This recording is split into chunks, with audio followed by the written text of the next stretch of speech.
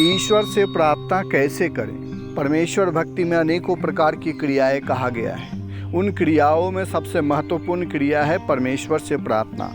प्रार्थना के ऊपर चिंतन करें, उससे पहले हम कुछ और चिंतन करें। आप एक सामान्य व्यक्ति हैं और कोई आपके पास आकर अपने प्रेम का इजहार करे।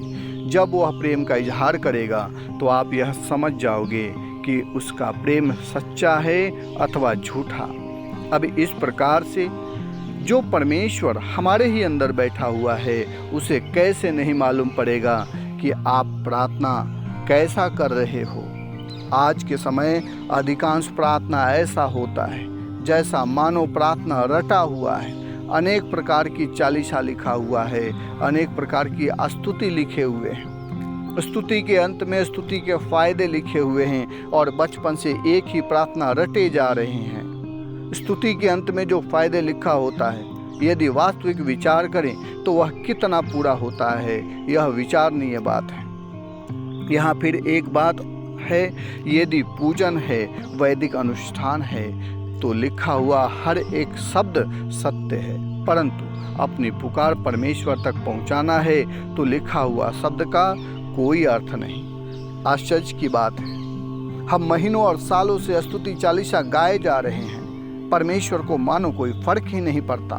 दोष भक्ति के सिद्धांत में नहीं है, दोष परमेश्वर के विधान में नहीं है, दोष हमारे अपने कार्यशैली में है। परमेश्वर के लिए तो प्रार्थना वैसा होना चाहिए जैसा आपका दिल मानता है। दिल कहता है परमेश्वर नहीं है तो उससे कहें कि परमेश्वर नहीं है। मैंने तुझे नहीं देखा, मुझे देखना है। हे परमेश्वर, मैंने दुनियादारी के सिद्धांत तेरे पीछे लगा लिए परंतु फिर भी कुछ ना पाया। बुद्धि तो कहता है तू है, लेकिन दिल मानता नहीं, मैं क्या करूं। अपने इष्ट का स्मरण हृदय से होना चाहिए। जब प्रार्थना दिल से निकलेगा तो तुम देखोगे कि आज तक मैं भ्रम में था। दिल से प्रार्थना के लिए कुछ नहीं लगता, उसके लिए तो सिर्फ दिल लगता है। अपने परमेश्वर से प्रार्थना करना पड़ेगा कि हे परमेश्वर, शास्त्र और महात्मा कहते हैं कि तू कण कण में विराजमान है। हे ईश्वर, तू कण कण में है, मुझे यह एहसास दिला। हे ईश्वर, मैं तुझे महसूस करना चाहता हूँ। हे जगत के राजा, हे मेरे स्वामी, हे सबके स्वामी, मेरी पुकार सुन। हे स्वामी, मैं इस लायक नहीं कि मैं तेरा दर्शन कर सकूं, फिर भी मैं तेरे से प्रार्थना करता हूँ। हे परमेश्वर, दुनिया कहती है परमेश्वर ऐसा है वैसा है, परंतु मुझे नहीं पता तू कैसा है। हे परमेश्वर, तू जैसा भी है मुझे एहसास दिला। हे स्वामी, महात्मा तेरे रूप के गुणों का बखान करते हैं, मैंने तो तुझे नहीं देखा। तू जैसा भी है मैं देखना चाहता हूँ। हे स्वामी, मैं तेरी शरण में हूँ। कोई कहता है साधारण व्यक्ति तेरा दर्शन नहीं कर सकता। हे स्वामी, तू जो चाहे वह कर सकता है, तू मुझे अपने अनुसार से बना दे।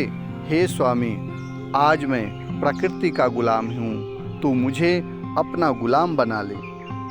यह आवश्यक नहीं कि आप प्रार्थना कौन सी भाषा में कर रहे हो, यह भी आवश्यक नहीं कि आप प्रार्थना कौन सी स्थिति में कर रहे हो, यह भी आवश्यक नहीं कि आप कौन से धर्म को मानते हो, यह भी आवश्यक नहीं कि आप कौन से जाति धर्म संप्रदाय से हो। आप जहाँ भी हो, जैसा भी हो, जिसे भी इष्ट मानते हो, उस परमेश्वर के सामने अपने अनुसार से प्रार्थना करें। अक्सर देखा गया है व्यक्ति अपने आप से बातें करता है। आज से, अभी से शुरू हो जाएं उस परमेश्वर से बातें करने के लिए। जब यह नित्य होने लगेगा तो आपके हर सवालों का जवाब मिलेगा, उस परमेश्वर का साथ भी मिलेगा। उसके बाद जीवन का आनंद बढ़ जाएगा। याद करके परीक्षा की तैयारी किया जाता है, याद करके परमेश्वर के सामने परीक्षा नहीं देना है। जो भी निकले उस परमेश्वर के लिए सब दिल से निकले। आप जो भी हो उस परमेश्वर के सामने स्वीकार करो, मैं हूँ तो हूँ। उस परमेश्वर से बार बार कहो, अब तक मैं अपने अनुसार से बनना चाह रहा था, हे परमेश्वर मुझे स्वीकार करो। अब तुम अपने अनुसार से भगवान के सामने प्रार्थना करो। स्कूल के बच्चे के समान प्रार्थना से नहीं चलेगा। स्कूल के लिए बच्चे का प्रार्थना अपनी जगह पर ठीक है, परंतु परमेश्वर का प्रार्थना जो जैसा है उसे वैसा ही करना पड़ेगा। याद किए हुए प्रार्थना में सामाजिक तौर पर बहुत अच्छे क्रमांक मिल जाएंगे, परंतु परमेश्वर के सामने क्रमांक 0 होगा।